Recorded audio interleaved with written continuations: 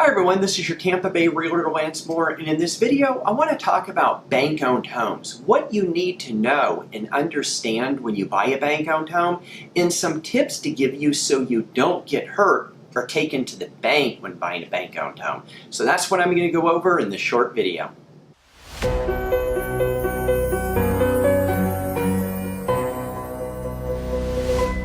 If you're like a lot of people, you're looking at bank-owned homes for sale because you think they're going to be cheap. You think they're going to be a good thing to buy. And, you know, that may have been true in the past. It's not as true now. So let me just go over how the process works with banks, because a lot of times people think they work very similar as a short sale, and that's not the case. Short sales are a train wreck. They're horrible. Bank-owned property, it's not as bad, because when a bank takes the home back and it's actually been foreclosed on, so it's not a foreclosure, it's been foreclosed, it's a bank-owned. Now, some people call those REO'S, which stand for real estate owned, and it's not such a bad thing. So they're gonna go out there, and when I say them, they're gonna have a real estate agent go out there and take a look at the property. They're gonna get an estimate from the realtor of everything that needs to be done. They'll probably send an appraiser out there and get an appraisal on the property. The realtor will probably do a BPO, which is a broker's price opinion. Then they could even bring people out there like a roofer or other people, electrician, if there's something wrong with the home, to take a look at it so they really know what they're dealing with. Now, the one thing about bank-owns, they're not about disclosure. They basically, even though the Florida law, I'm not an attorney, you want to get legal advice, but the Florida law states that if there's something that would affect the value of the property, this owner, which would be the bank or whomever, has to disclose that either in writing or verbally. And if the owner doesn't want to do it, the realtor does. But unfortunately, the realtor's bread is buttered by the bank, and a lot of realtors don't care about disclosure in this case. I know it's sad, but true. So you want to definitely get your ducks in a row if you're thinking about buying a bank-owned property. But let me just sort of walk through the process. You like a bank-owned home. You make an offer on it. It's usually going to take the bank about 2 to 5 days to come back and either agree to your offer or give you a counter offer. One thing you have to understand when you buy a bank-owned home, these are not individuals who own the home. This is a corporation. Yes, they want to get the home off their books. And a lot of times the asset manager or the person who's handling the property for the bank is paid bonuses to sell it within 30 days. But yeah, one thing you have to keep in mind, and we right now are in a seller's market, so this is important. A lot of these bank-owned properties are overpriced. I know it sounds weird because when you think of a bank-owned home, you think good deal, but that's not always the case. So have your real estate agent or have whomever, if you have a real estate agent, do a market analysis, make sure it's worth it. You'll probably know by looking at other homes. So let's say it is, you make an offer on it, it's gonna take them a couple days to get back to you, and then what they're gonna do is once they agree, and you have everything squared away as far as verbally, they're going to ask you to deposit the earnest money, or some states call it hand money, into the with the title company or the attorney. Now in Florida, thank goodness a lot of them aren't using attorneys anymore because it's just so much easier with title companies and they don't take advantage of you with all these crazy fees. So that's the good thing. So they'll go ahead and consider it sold.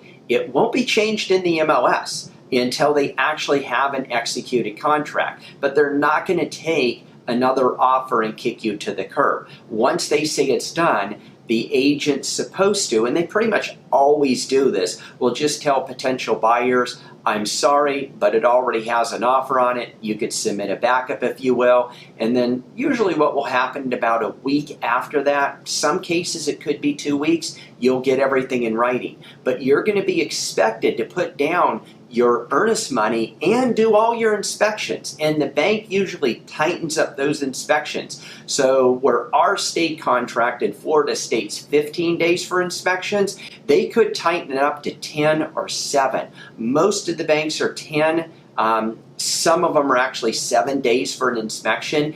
The one difference between the as-is contracts with a bank opposed to an individual seller is with an individual seller, it's an as-is contract, but they have wiggle room. If there's something wrong with the home, they'll generally fix it. Banks, not the case. They don't want to fix anything. Now, there are some cases where they will get it fixed if it's gonna be a problem with the lender on closing. So, if there's, say, an issue with the roof. Maybe there's a roof issue, there's a little leak. Yeah, they may go out and fix that because they know they won't be able to sell it to a buyer and get the most amount of money. But then some banks don't care. They'll know there's a roof leak. They disclose that there's a roof leak. Their agent won't disclose that there's a roof leak. You can't tell there's a roof leak. Then your inspector goes out there, finds a roof leak. You just spent money for an inspection. You order the appraisal, and boom.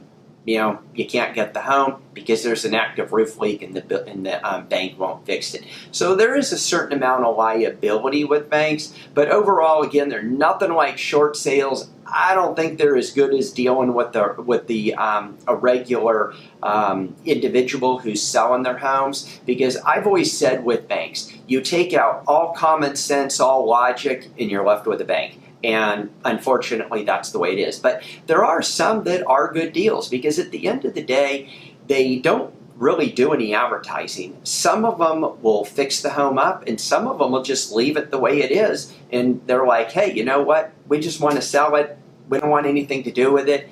Pay us the price and you're going to get the home. But don't be fooled these days in a seller's market by thinking banks are all giving away great deals, because that isn't necessarily the case, at least not in our market. I see banks that are continually doing price drops out there. So do your due diligence, get a real estate agent that knows and understands, and most importantly, that has sold bank-owned properties, if not dozens of bank-owned homes. So they'll understand the whole process a little bit better. Now, I'll let you know one important tip, and this is a money tip here. So pay attention to this. With almost all banks out there, they will pay the owner's title policy, which is sort of normal on a pre-owned home.